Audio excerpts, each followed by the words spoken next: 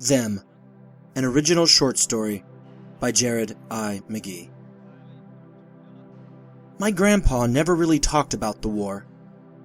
I didn't get the sense that he wanted to. Not at all. Even as an ever-inquisitive child, I knew better than to delve too deeply in that period of Grandpa's past. Sure, when we were watching a new film that touched on the war, he'd give an approving, "Well, at least they got that right," or shout some form of condemnation, "Oh, come on! That's just utter fiction." But that was about it. When I grew up a bit and began thinking of using my educational funding to go to officer training school, he was quick to speak up, though. From the time I was 15 until he passed away the summer of my 25th year, his commentary about all things armed forces was the same refrain. "I fought in the war so you could have a better life. Please do not throw all that away and go right back into that life. Please." I must admit, by the time I hit about 16, not knowing all that much about the war from a primary source was infuriating me. I've always loved to learn. The holo cards we had to watch at school about the war were, well, let's just say that, even at 6 years old, I recognized them for what they truly were.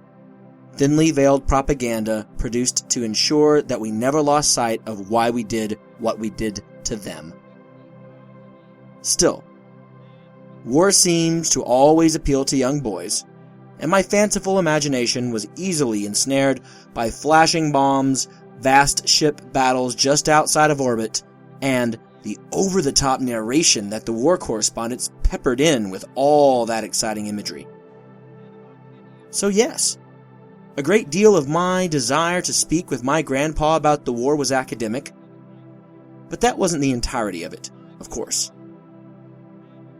I knew then, and I know now, that I'm being honest when I say that I was desperate to be proud of my grandfather and what I was just certain were his grandiose achievements. This personal connection to an event that changed the course of our planet seemed irresistible to me.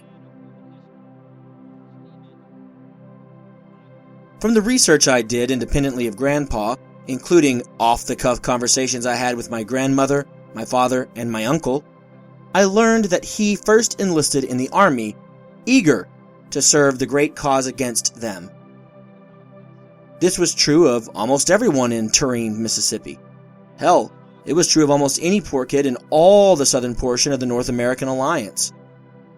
He was almost fully through boot camp when they realized that he was 1 year too young to enlist, even with the newly passed ordinance lowering the age of enlistment to 17. As desperate as the Earth Forces were for recruits, Granddad got pulled from his upcoming graduation and subsequent first mission, set to wait it out until he was officially 17 years old, as per his birth certificate and governmental records. Grandpa did mention this from time to time there at the end, when he was too exhausted to filter what was coming out of his mouth. He'd essentially be thanking God for allowing him to miss that first mission and have his family and his life. As it turned out, his regiment was wiped out to a man as they tried to charge an enemy position outside the Poseidon lunar installation. Most everyone now knew that those regiments were essentially fodder. The kids from rich families and with educations were held back for some time yet. A meticulous clerical worker saved his life. Oh, the oddities of life. My dogged pursuit of his involvement kept that narrative open for me to move forward with Grandpa's story, thanks, in large part, to the fastidious service records that the newly confederated Earth Forces kept. After he turned 17, he went through one more round of psych testing, and then he was off in the wake of his now-dead comrades, cousins, and campmates, landing on the moon 1 full year to the day after their slaughter.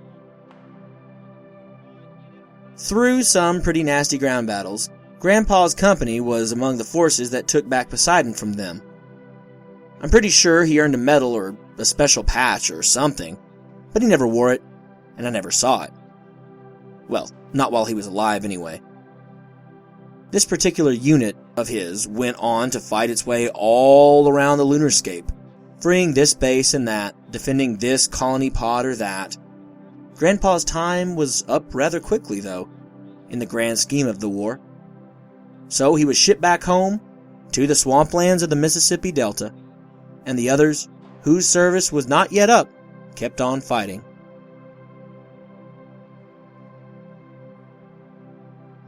This had to have bothered Grandpa because he was home for all of 3 months when he signed up to fight again. This time, he joined the Terrestrial Air Force. He must have been one fast learner.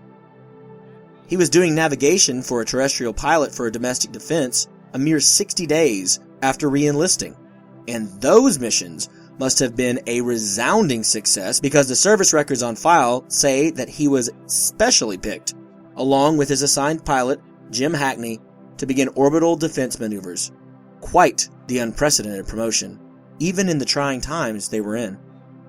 And those missions must have also been something utterly fantastic too. Roughly 3 months after the promotion to ODM, Hackney and Grandad headed off to what were the front lines, the far side of Mars. Again, in the archived records, I saw commendation after commendation. Where Granddaddy stored all those patches, those medals, those fancy pieces of embossed paper signed by the Joint Command, I could not have guessed. The younger me was ecstatic, squealing approval and excitement from all those years ago. Weekend after weekend, I scanned countless holocards and database files and even a handful of old written records kept around at our libraries to give them a sense of solemnity. Weekend after weekend, I found in those holocards files and yellowed pages mounting evidence that my grandfather was the hero I'd always known him to be. A boy's fancies are one thing, though. Reading the avalanche of accounts that dignified my imaginings into tactility was overwhelming to me. More than once, I wiped tears from my eyes. At first, I'd have said those were tears born of pride for my grandpa. Now, I think they were a mix of a very real happiness to know him better and a form of mourning the horrors he must have endured. The war was a horrific thing. All wars were. They always have been. But the war? How my grandfather and his friends must have suffered. The atrocities they witnessed. The atrocities they committed. The weaponry used at the end of the war was some nasty stuff. Weapons generally are, of course, but these were unprecedentedly nasty. They went beyond nukes or hydrogen bombs or ion defibs or any of that mess. These shredded the very atoms apart in a living thing. I honestly still don't know how they work, despite watching more specials on the holocasts at home for just about all of my life. The science behind it fascinated me at an early age. Morbid? Maybe. But youngster me couldn't fathom the darkness that surrounded those terrible munitions. My grandfather never saw the drop on them. He was not part of the strike team that was set to hit the major installations on Mars. They called the squads that dropped the munitions the exterminators, because that is what they were doing. Exterminating an entire race. Species? Whatever. All I know is that they all but ended that day. It was a perfect solution for the military, to be sure. 80% of them were painfully shredded into oblivion, and the terraforming that had been so costly to the major corporations and the unified governments of Earth stayed intact. An old wives' tale about the fallout changing the color of the sky for some reason or another has been bandied about since that day, but I've never heard if there's any truth to it or not, and I've never been to Mars. Granddad didn't see the drop, but he did end up as part of the cleanup crew, as they were lovingly labeled by the popular media on Earth. They went from installation to installation, eradicating the remaining vestiges of them. This mission is the one that affected Grandpa the most. I know this because he told me. The one time he ever told me what most would call a war story. After Grandma passed, Grandpa's decline wasn't sharp. It was slow, but steady, and he knew that going to a home was inevitable, just for his own safety and comfort. He said as much. Toward the end of his time at the old house there in Terrene, he and I sat down and watched some old holocausts of shows that had been all but ancient when he was a boy. Those programs were old sitcoms before they fell out of fashion and were laughed at, not for the embedded comedy, but for the antiquated absurdity they gave off. His favorite of them followed the exploits of Thelma Harper, an old lady with a mean sense of humor and a persnickety means of treating her family and friends. Each episode had some sort of inherent quasi-moral message, but I thought some of her revelations were less than enlightening. Still, I cherished watching the old casts that had been converted from even older media. They made him smile. They made him laugh. And that was life to me. After a very long session of laughing and explanations on why the program wasn't truly realistic based on his life experiences, my grandfather turned to me and said he wanted to tell me something about the war. The episode we just watched was on divorce, something, at that point, that was foreign to my family, not war. I must admit that I was taken aback, but shock gave way to eagerness rather quickly. I muted the caster and leaned in, so that Grandpa knew full well that he had my full attention. What followed was singular. Even as he was only just beginning his tale, his entire demeanor changed. Tone of voice, facial expression, body language. It was as if he'd morphed into someone else entirely. With his eyes so wide that I thought that they would tear, he proceeded to tell me the story I'd longed for. He and his battalion landed near the Northeast Quadrant HQ, which was, for all intents and purposes, what served as a capital for them. Everything was desolation. Death stank to the point where many of the troops wore filters, despite the air having been long devoid of any lingering bit of the weapon, and having even longer since been made breathable for humans. Grandpa and his comrades in arms tromped and stomped ever forward in apoplectic fury, ready to take on any of them that came across their fearful path, defiant in the face of the most fearsome weapon ever deployed in the history of the human race. He and his company were actually a bit bored in the first couple weeks of the mission. Others had cleared them out at this point, so this was more guard duty and other more menial tasks. Grandpa was okay with this. Despite having served for so very long on the shifting front lines, he had never gained a taste for war. One day, amid the tedium though, he found himself walking among the hollowed-out skeletons of buildings blown away in the drive to obliterate them. He was walking his assigned sector, and he came to realize he was being shadowed from behind the rubble. He began whistling a tune, as if to say to whoever was following him, "Hey, I'm not afraid of you." His words, by the way, not mine. He diverted his course to loop closer to where another soldier would intersect with his route sooner than later, but within about 5 minutes the shadows no longer kept them from him. He stopped stark still as 2 of them came toward him. One male, one female. The female being the smaller of them. The sounds made by them were fluid but utterly foreign to his ears. Unlike their ships and this fluid yet halting tongue, they didn't look all that unlike a human. Bipedal, their skin was a bit pale, maybe a tinge yellow, as if the moon were come to life. Huge, dark, almond-shaped eyes sat in the same place they would on a human too. For all the hatred and fear the human race afforded them, the 2 races just weren't really all that different.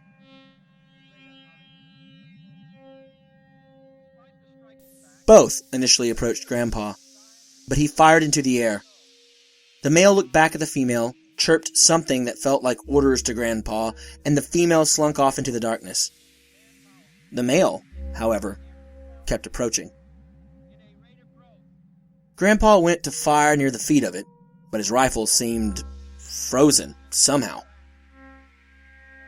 To the day he told me the tale, he never did figure out why his trusty firearm wouldn't send its deadly pulse out again. Because he was on this supposedly menial duty, Grandpa wasn't assigned a sidearm or any light charges. Had he been anyone but Grandpa, he'd have been unarmed. But Grandpa was a Mississippi farm boy, and ever the lover of history. And he carried an ancient piece of gear that the military still allowed its people to carry, but did not force upon them, and hadn't for ages. It's known as a bayonet. It's a crude thing, a slim blade meant to be attached to the end of a firearm and used as a stabbing and slashing mechanism. So as that thing approached him, Granddaddy went to fix his bayonet to his weapon. But, in less than a blink, it was on him, tackling him to the ground with a major pop and a crunch to his back. Granddad had the bayonet in his hand, but he was being held by the crushing power of this odd being that looked too close to humanly for him, this close. Grandpa said it seemed like hours, but it probably lasted but seconds. He slowly pressed past the strength so common of them, and slid the bayonet into its chest. It wailed. It fell back. It started backing away, scuttling backward on the ground, what would be its butt on the ground and its limbs propelling it backward, scuttle, scuttle, scuttle. Grandpa ran and leapt back on it, forcing the bayonet past that crushing grip again. And again. And again. Rather quickly, it was dead. He heard a higher-pitched wailing this time, in the distance, as a fellow soldier that he'd been hoping to encounter finally came up to him. Granddad sank down knowing this man had his back, and that he could let his guard down marginally. The soldier said, "Damn, you gut that silkworm like he was a fish."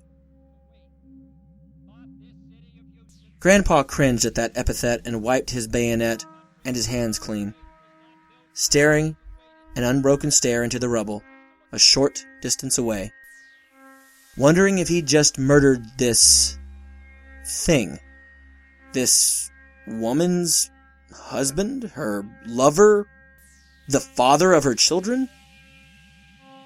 The only other detail he remembered and related to me before zoning back into the present moment was that he vomited and continued to retch long after his stomach was empty. This was the one time he told me a story from the war. Never before or after did he touch on anything remotely like this. It was only another 9 months before he had to move to the home, and another 3 years before he passed. I sent him hollows every day, and I even wrote him actual physical letters twice a week too. He always loved all things antiquarian, and letter writing was something we two shared for as long as I'd been alive. When I received the news, I almost fell over. I've seen many a cast where some dramatic program or another shows a person doing that after they'd received bad news, but I always thought it was nothing but over-dramatization for effect. Nope. My knees buckled, my head swam. I sat down hard on the nearest bench at the university where I was teaching. History, of course. Keeping my breakfast down was a small miracle in that moment. My God, did I ever love him? I bawled at the funeral for having lost him, yes, but also for the death of a way of life. His love of anachronism and holding fast to all things archaic had been something most have not encountered in 1,000 years. And, more than likely, no one will see its like again in this world. What really sent me off an emotional cliff was watching the age-old tradition fold out where current members of the joint military come and pay their respects. They saluted his body, They folded up both a North American flag and a battle flag made from all the various companies he was a part of. They played some music on some ancient brass instrument. They fired off pulses into the air, a fitting farewell to Granddaddy, this ancient and esteemed practice of a major demonstration of being unarmed and therefore utterly in the power and at the mercy of the honored. That honor and the respect of it all. I was just so damned proud that my grandpa had this send-off. Now, years and years later, hindsight has reframed a great deal of the war for us. As everyone knows, the purpose of coming to Mars and Earth's moon for them was not to invade and destroy humanity.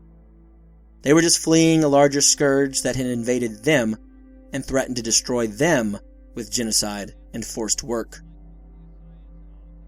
At the time, we could not have known that. But it does make me squirm a bit now. How much of the history of the human race would be different if we slowed down and actually thought a bit, asked a question or two? Those that served in the war are all but gone now, but they are still lauded as heroes, despite the different frames of reference available these days. And shouldn't they be? Launching time and time again into the unknown against the unknown, and being made to become the monsters we, comfortable terrestrials, cannot bring ourselves to become? Then again, how often has such violence and horror been unleashed at any number of them, the thousands of thems, in the history of our people? Man, I don't know. My grandpa never really talked about the war. I didn't get the sense that he wanted to.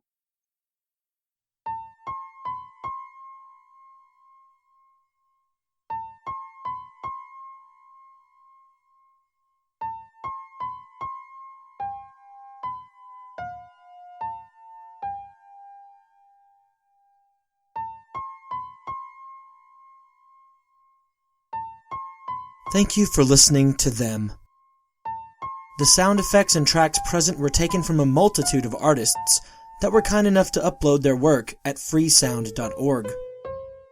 They are Phones, Paradactyloptrix, City Rocker, Vumsaplutin 1709, Gis_Sweden, STK13, and Cheese Puff. Please do follow the links provided in the show notes to check out more work from all of these fabulous individuals. All of the sounds are being used under CC 0 1.0 Universal Public Domain dedication licenses. Again, many sincere thanks to these creators. Next up, please stay tuned for a worldliness turned to godliness story in Reverend Tommy.